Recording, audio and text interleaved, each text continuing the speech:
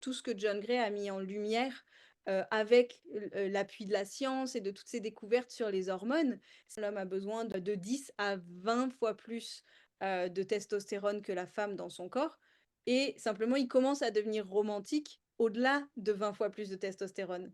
Mmh. Donc, c'est comprendre les comportements qui viennent se générer, qui sont directement liés à nos hormones et que ces hormones dont on a besoin dans notre corps sont aussi directement reliées aux hormones du stress. Donc, en tant que femme, on a besoin, de plusieurs hormones. On va dire qu'on va parler vraiment, de manière, simple. On a besoin d'ocytocine, mais après, en fonction des différentes phases de notre cycle, ça va être différent. Il va y avoir la testostérone qui va rentrer en jeu aussi à certains moments, les oestrogènes, la progestérone, et cetera.